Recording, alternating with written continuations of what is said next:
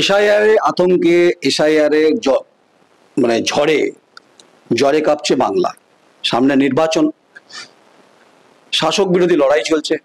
আউসগ্রামে যিনি বিধায়ক অবেদানন্দ থান্ডার, তার সঙ্গে কথা বলবো। পাশে রয়েছে যুব সভাপতি ধ্রুবজ্যোতি ভট্টাচার্য, পাশে হচ্ছে আইনটিটিসির সভাপতি রয়েছে, সব রয়েছে। বিধায়ক সাহেব হচ্ছে এ বাংলায় হচ্ছে অনেক ঘটনা ঘটছে, আপনি ঘটনাগুলো দেখছেন। গতকাল মধ্যরাত প্রায় রাত 11টা নাগাদ হচ্ছে একজন মারা গেছে, সেখানে স্বপন দেবনাথ মন্ত্রী গেছেন, রবীন্দ্রনাথ চট্টোপাধ্যায় গেছেন, বিধায়ক অলোক মাঝি গেছেন। এই আতঙ্কের পরিবেশের জন্য দায় কার?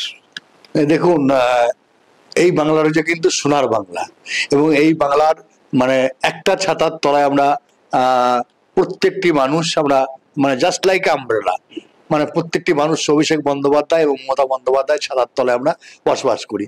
কিন্তু বর্তমানে দিল্লিতে যে সরকার রয়েছে, একটা উদ্ভ্রান্ত কথাবার্তা এবং বিন্তুগুলোকের মতো মানে তাদের ব্যবহার, তারা মানুষকে নানাভাবে বিভ্রান্ত করার চেষ্টা করছে।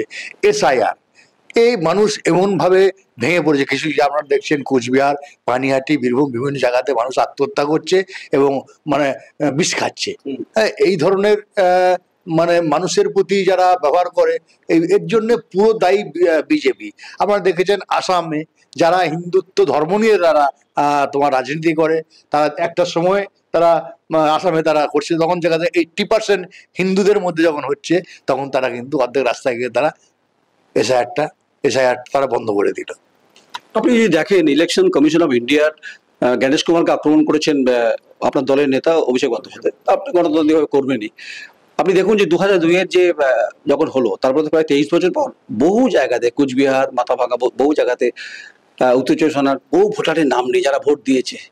এটা কি মনে হচ্ছে যে কোথাও বিজেপি তারা চক্রান্ত করছে, প্লাস হচ্ছে বিজেপি ইলেকশন কমিশন অফ ইন্ডিয়াকে তারা ম্যানিপুলেট করছে, চালাচ্ছে, পরিচালনা করছে?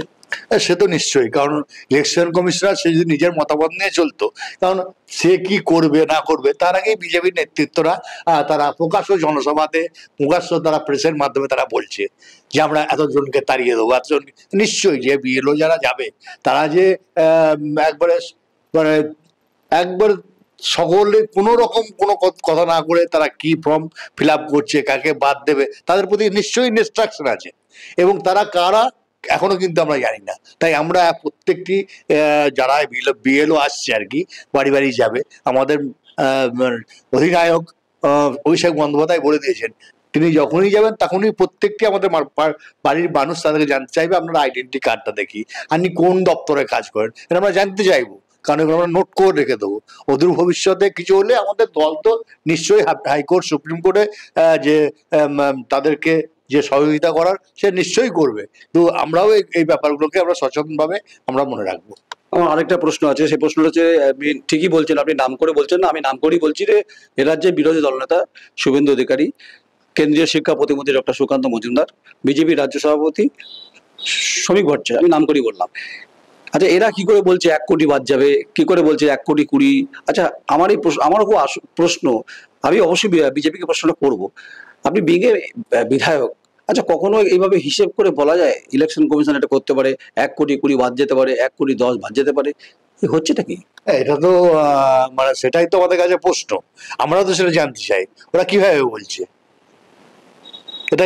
এটা কি বলা ঠিক হচ্ছে, আর এটা বলা কি সঠিক, সেটাও আমরা জানতে চাই। তাহলে তো ইলেকশন কমিশন অফ ইন্ডিয়ার ভূমিকার প্রশ্ন উঠছে।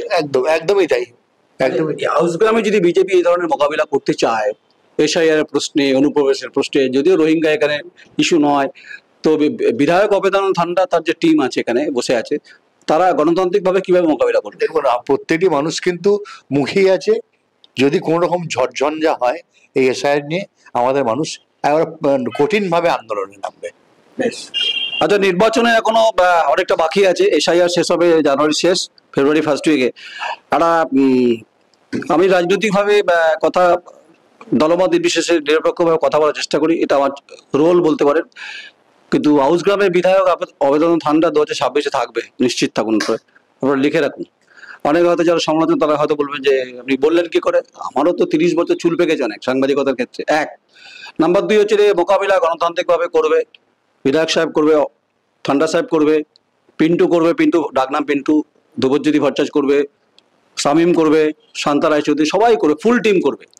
তাই গণতান্ত্রিক লড়াই গণতান্ত্রিকভাবে হবে। প্লাস নির্বাচন কমিশনের ভূমিকা নিয়ে প্রশ্ন তুলছেন আউসগ্রামের বিধায়ক অভেদানন্দ থান্ডার। এই ইস্যুটাই কিন্তু অক্সিজেন যোগাবে 26শে বিধানসভা নির্বাচনে আলবাত প্রার্থী হওয়ার সম্ভাবনা আছে অভেদানন্দ থান্ডারের।